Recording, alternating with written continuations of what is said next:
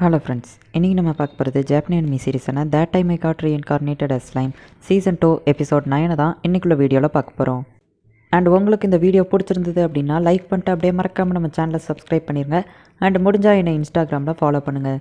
சரி வாங்க, நம்ம வளவலன்னு பேசி டைம் வேஸ்ட் பண்ணாமல் இன்றைக்குள்ள கதைக்குள்ளே போக ஆரம்பிக்கலாம். இன்றைக்கி நம்ம பார்க்க போகிறது that time I got reincarnated as slime season 2 episode 9.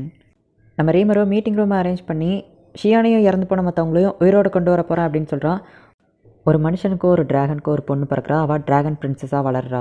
அந்த பொண்ணு ஒரு டிராகனை வளர்க்குறா, அது மேலே ரொம்பவே பாசம் வச்சிருக்கா. அந்த டிராகன் பிரின்சஸை கண்ட்ரோல் பண்ணணும்னு ஒரு கிங்கு அந்த டிராகனை கொன்றுதான்.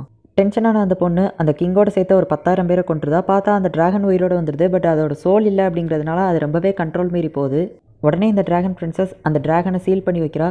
அண்ட் இவா ஒரு டீமன் லாடாக மாறிட்டா. ஸோ இப்போ புரிஞ்சிருக்கும்னு நினைக்கிறேன், நான் ஒரு டீமன் லாடாக மாறப்போகிறேன் அப்படின்னு நம்ம ஸ்லைம் சொல்லவும் எல்லாரும் ஆச்சரியப்படுதாங்க. கிங்டம் ஆஃப் ஃபால்மியத்துலேருந்து வந்துட்டு அந்த சோல்ஜர்ஸில் ஒரு 10,000 பேரை கொண்டா தான் என்னால் டீமன் லாடாக மாற முடியும். அப்படின்னா தான் என்னால் ஷியானையும் மற்றவங்களையும் உயிரோடு கொண்டு வர முடியும் அப்படின்னு நம்ம ரீமரோ சொல்லிட்டு இருக்கும்போது ஷோனா ஏதோ கேட்க வரும். வெயிட் பண்ண, நான் இன்னும் முடிக்கல. போன ஜென்மத்தில் நான் ஒரு மனுஷனாக தான் இருந்தேன், அந்த இடத்துல இறந்து போயிட்டேன். அதுக்கப்புறமா இந்த உலகத்தில் நான் ரீஇன்கார்னேஷன் ஆனேன். அதுக்கப்புறமா என்னோடய வாழ்க்கை அதை நானே தான் டிசைட் பண்ணி போக ஆரம்பித்தேன். என்னை வழி நடத்துறதுக்கு யாருமே இல்லை. அதுக்கப்புறமா இந்த இடத்துல நிறைய பேரை சந்தித்தேன், நிறைய பேர் கூட ஃப்ரெண்ட்ஸ் ஆனேன், நிறைய பேர் எனக்கு ஃப்ரெண்ட்ஸாக கிடச்சாங்க. என்னோடய வாழ்க்கை ரொம்பவே ஜாலியாக போச்சு. இந்த உலகத்தில் நான் ஒரு மான்ஸ்டராகவே பிறந்திருந்தாலுமே எனக்கு நிறைய நல்ல ஃப்ரெண்ட்ஸ் கிடச்சாங்க. அந்த ஃப்ரெண்ட்ஸ் எல்லாமே நீங்கள் தான் கைஸ் அப்படின்னு சொல்லிட்டு அந்த டேபிளில் இருக்கிறவங்கள பார்த்து சொல்கிறான். நீங்கள் தான் என்னோடய ஃபேமிலி அப்படின்னு நம்ம ரீமரும் சொல்லவும் உடனே எல்லோரும் சென்டிமெண்டல் ஆகுறாங்க. போன ஜென்மத்தில் நான் மனுஷனாக இருந்ததுனால இந்த ஜென்மத்தில் மான்ஸ்டராக இருந்தாலுமே மனுஷன்னே நான் நீ நினச்சிட்டு இருந்தேன். அது போக அந்த கிங்டம் ஆஃப் இன்ட்ராசியால் பசங்க கூட டைம் ஸ்பெண்ட் பண்ணாமல் கொஞ்சம் சீக்கிரம் வந்திருக்கணும். இது எல்லாமே ஏன் ஃபால்ட் தான் அப்படின்னு சொல்லிட்டு நம்ம ஸ்லைம் வருத்தப்படவும், இல்லை நாங்கள் உங்களையே ரொம்ப நம்பி இருந்துட்டோம், நாங்களே எங்களை ப்ரொடெக்ட் பண்ண ட்ரை பண்ணியிருந்துருக்கணும்.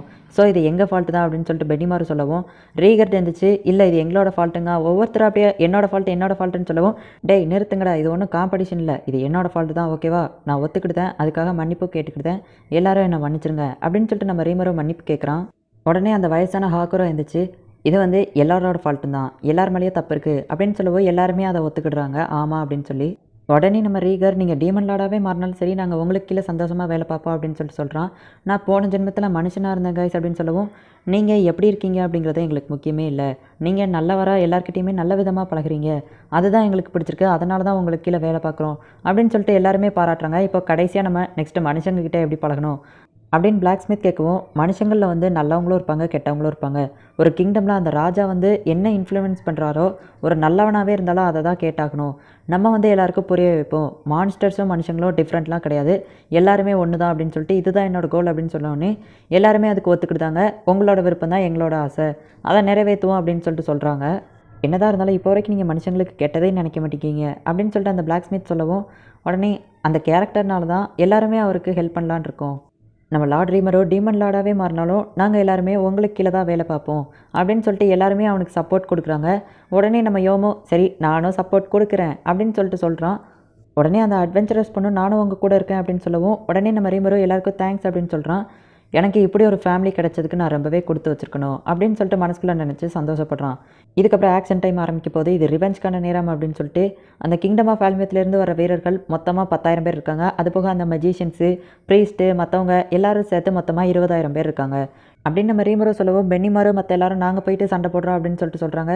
கைஸ், இந்த ஒரு விஷயத்தில் மட்டும் என்னை விட்டுருங்க, ஏன்னா நான் டீமன் லாடாக மாறணும் அப்படிங்கிறதுக்கு அந்த 10,000 பேரையும் நான் என் கையால் கொல்லணும், அப்படின்னா தான் என்னால் டீமன் லாடாக மாற முடியும். அண்ட் ஷியான் மற்ற இறந்து போனவங்க எல்லாத்தையுமே திரும்ப உயிரோடு கொண்டு வர முடியும் அப்படின்னு சொல்லிட்டு சொல்லவும், சரி ஓகே எங்களுக்கு புரியுது அப்படின்னு சொல்லிட்டு அவங்க சொல்கிறாங்க.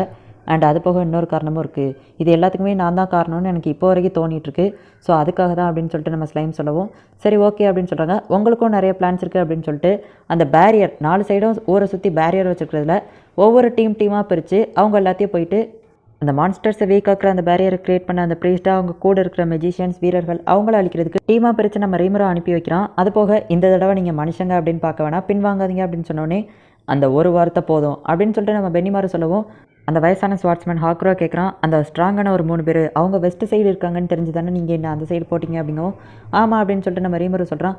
ரொம்பவே தேங்க்ஸ், அவங்க எல்லாருக்கும் திருப்பி கொடுக்க வேண்டிய நேரம் அப்படின்னு சொல்லிட்டு அவன் சொல்கிறான்.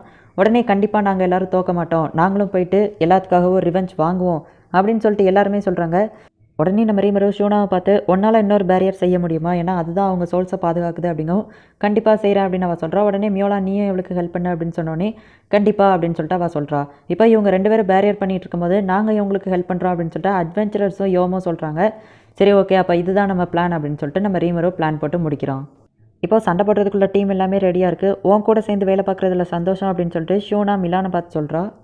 இது இப்போ நான் சண்டைக்கு கிளம்ப வேண்டிய நேரம் அப்படின்னு சொல்லிட்டு நம்ம ரீமரோ ஹியூமன் ஃபார்முக்கு மாதிரி ஆமாம் அந்த டீமன் லார்ட் கிளைமன் அவன் ஒரு வேளை நம்ம நாட்டுக்கு சண்டையை திருப்பி விட்டு அவன் அந்த 10,000 பேரை கொன்று அந்த சோல்ஸ் எல்லாத்தையும் எடுத்து பவர்ஃபுல்லாகணும்னு ட்ரை பண்ணுறானா. சரி ஓகே, என்னோடய ஃபஸ்ட்டு டார்கெட் அந்த டீமன் லார்ட் கிளைமன் தான் அப்படின்னு சொல்லிட்டு இங்கே நம்ம ரீமரோ கிளம்புறான். நம்ம காபீரோட ஃப்ரெண்ட்ஸு பேரியருக்குள்ளேருந்து வெளியே வந்து நம்ம காபீருக்கு ஒன்றாகலாம் அப்படின்னு தெரிஞ்ச உடனே ஆனந்த கண்ணீர் வடிச்சிட்ருக்காங்க. இதெல்லாம் அப்புறம் வச்சுக்கோங்கடா அப்படின்னு சொல்லிட்டு நம்ம காபீரோட சிஸ்டர் வந்து சொல்லிவிட்டு அவங்க அந்த இடத்துலேருந்து கிளம்புறாங்க. சரி வாங்க நம்மளும் சண்டைக்கு கிளம்பலாம் அப்படின்னு சொல்லிட்டு நம்ம காபீரோட டீமும் இப்போ சண்டைக்கு ரெடி ஆகுறாங்க. இப்போ நம்ம ரீமரோ போட்டு கொடுத்த பிளான் படியே ஒவ்வொரு டீமும் ஒவ்வொரு 4 முக்குக்கும் போயிட்டு அந்த பேரியர் க்ரியேட் பண்ணுறவங்கள அட்டாக் பண்ணுறதுக்கு ரெடி ஆகிட்டு இருக்காங்க. இது எல்லாத்துக்குமே ஆரம்ப காரணமாக இருந்த அந்த ஸ்ட்ராங்கான 3 பேரை கூட சண்டை போடுறதுக்கு அந்த வயசான ஸ்வாட்ஸ்மேன் காப்டா அப்புறம் ஸ்ட்ராங்கான எல்லாருமே போயிட்டுருக்காங்க. இங்கே அந்த 2 பேரும் பேரியர் க்ரியேட் பண்ணிகிட்ருக்காங்க. மற்ற டீம் அவங்கள ப்ரொடெக்ட் பண்ணிகிட்ருக்காங்க. இங்கே நம்ம ரீமரோ அந்த வீரர்கள் தங்கியிருக்கிற அந்த டென்ட்டுக்கு போகிறோம். ஓ இவங்க தான் என் ஆளுங்களை கொண்டாங்களா, என் ஃபேமிலி மேலே கை வச்சா என்ன ஆகும் நான் காட்டுறேன் அப்படின்னு அவன் சொல்கிறான். இந்த இடத்துலையே இந்த எபிசோட் முடியுது. கிட்டத்தட்ட 10,000 பேர் அப்படிங்கிறது சாதாரணமான விஷயம் இல்லை. அதில் மேஜிக் தெரிஞ்சவங்க வேறு இருக்காங்க, ஸ்ட்ராங்கான ஆளுங்களும் இருக்காங்க. அவங்க எல்லாரையுமே போயிட்டு நம்ம ரீமரோ தனியாளாக இருந்து கொள்ளுவேன் அப்படின்னு சொல்லியிருக்கான். என்ன நடக்க போகுது அப்படிங்கிறத நெக்ஸ்ட் எபிசோட் பார்த்து தெரிஞ்சுக்கோங்க. அண்ட் உங்களுக்கு இந்த வீடியோ பிடிச்சிருந்தது அப்படின்னா லைக் பண்ணிட்டு அப்படியே மறக்காமல் நம்ம சேனலை சப்ஸ்கிரைப் பண்ணிடுங்க.